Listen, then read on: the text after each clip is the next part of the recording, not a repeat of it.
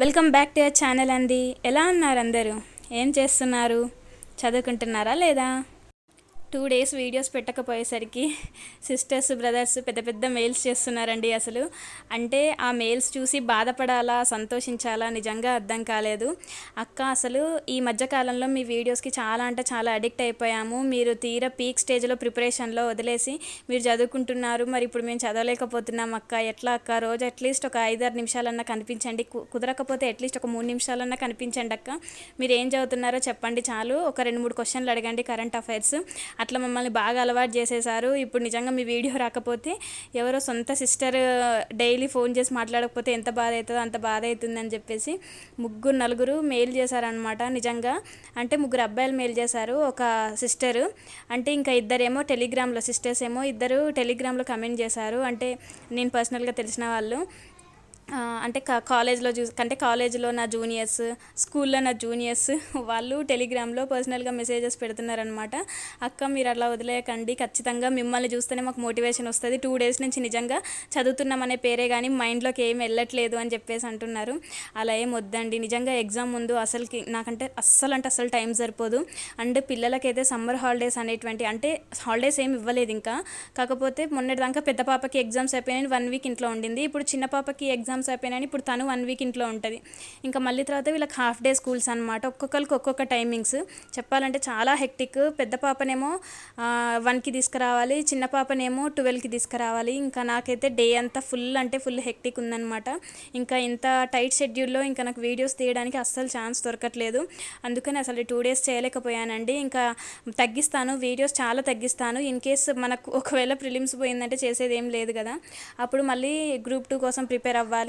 అందుకని చెప్పేసి నేను ఈసారి ఛాన్స్ని ఎట్లా వదులుకోవద్దు అని చెప్పేసి నేను వీడియోస్ అనేది తగ్గించానండి. అట్లీస్ట్ ఒక వీక్లీ వన్స్గా లేకపోతే 2 times అట్లా పెట్టడానికి ట్రై చేస్తాను.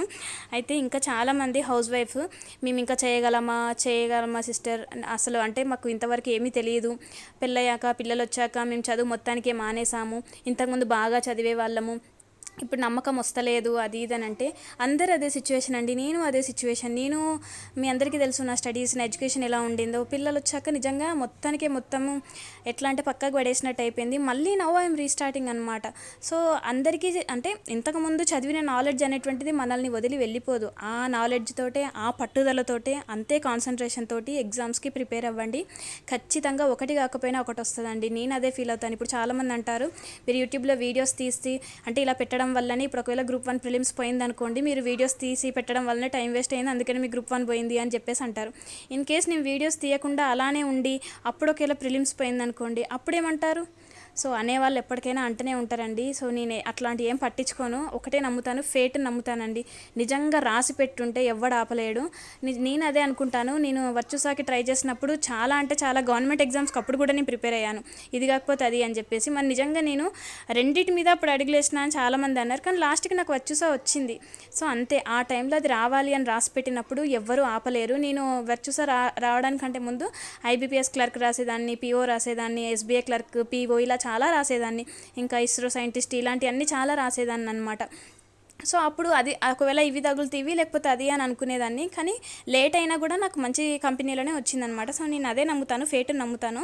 ఇంకా చాలామంది Group 2 గురించి కూడా అడుగుతున్నారండి. నేను అదే చెప్తున్నానండి ప్రతి వీడియోలో కూడా. నేను కింద అంటే మీరు పదే నన్ను అడగొద్దని చెప్పేసి డిస్క్రిప్షన్లో కావాల్సిన ప్రతి లింక్స్ ఇస్తాను.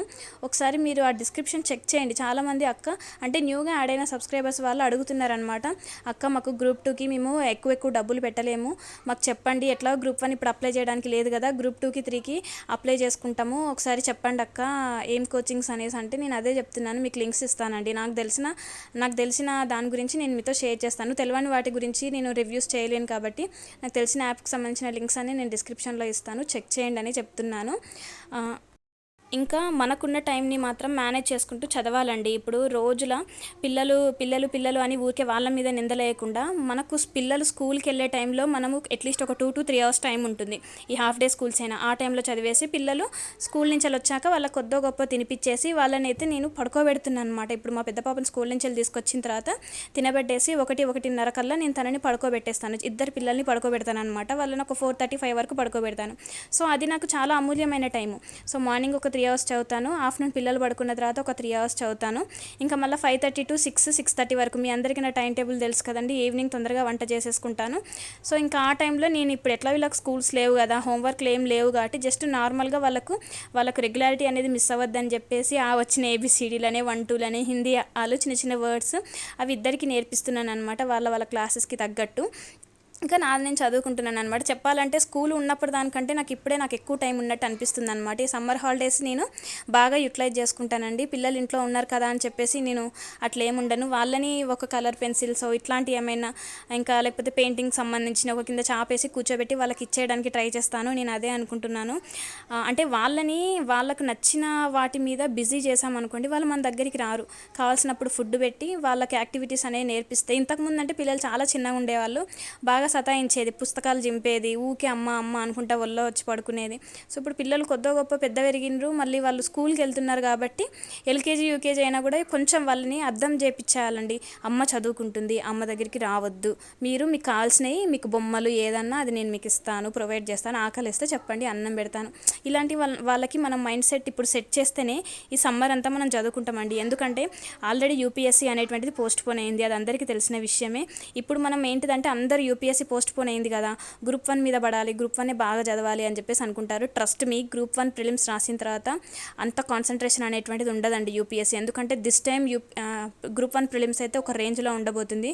సీరియస్లీ మనము ఏపీఎస్సీ గ్రూప్ 1 పేపర్ అనుకుంటాం కానీ దానికంటే టఫ్ ఉంటుంది. మనది నెగిటివ్ మార్క్స్ లేకపోయినప్పటికీ మనదే చాలా టఫ్గా ఉండబోతుంది. అది మాత్రం డ్యామ్ షూర్ రాసి పెట్టుకోండి.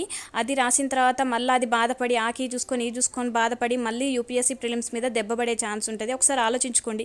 ఒకవేళ కనుక ఈసారి యూపీఎస్సీ ప్రిలిమ్స్ రాయాలి అని అనుకుంటే ఎవ్రీడే మీరు సీసాట్ ఒక పేపర్ రాయండి. యూపీఎస్సీ జీఎస్ అంటే పేపర్ 1 కూడా మీరు ప్రతిరోజు ప్రాక్టీస్ చేయండి, నమ్మండి. ఎందుకంటే ఆ టైంకి మనకు సిచ్యువేషన్ అనేటువంటిది ఇప్పుడు రివర్స్ అయితే, లాస్ట్ టైం ఏంటంటే యూపీఎస్సీ అయిన తర్వాత గ్రూప్ 1 అయింది కాబట్టి ఆ యూపీఎస్సీ నేను బాగానే రాసిన ఫీల్ ఉండే, సీసాట్ పేపర్ దెబ్బతీసింది.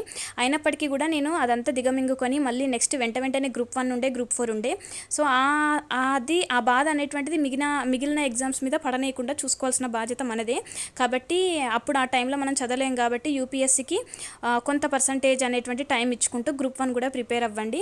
నేనైతే కరెంట్ అఫైర్స్ చదువుతున్నానండి ప్రజెంట్. కరెంట్ అఫైర్స్ని నేను చాలా స్ట్రాంగ్గా చేసుకుంటాను. ఈసారి ఒక్క బిట్ కూడా వదిలిపెట్టాను. లాస్ట్ టైం కొన్ని బిట్స్ వదిలిపెట్టాను, ఈసారి మాత్రం ఎట్ ఎనీ కాస్ట్ నేను ఒక్క బిట్ కూడా వదలొద్దని చెప్పేసి కంకణ కట్టుకున్నానండి. సో అదే అనమాట. మిగతా సబ్జెక్ట్స్ అన్ని స్టాటిక్, అవి ఎన్నిసార్లు చదివినా అట్లనే ఉంటాయి. కానీ డైనమిక్ పోర్షన్ అనేటువంటిది ఎప్పటికీ వ్యారీ అవుతూ ఉంటుంది కాబట్టి దాన్ని ఎప్పటికప్పుడు చదువుకుంటూనే పోవాలి. సో నేనైతే ఇది చదివాక హిస్టరీ చదువుదామని చెప్పేసి అనుకుంటున్నానండి. హిస్టరీ కూడా చాలా స్ట్రాంగ్గా చేసుకుంటాను ఈసారి.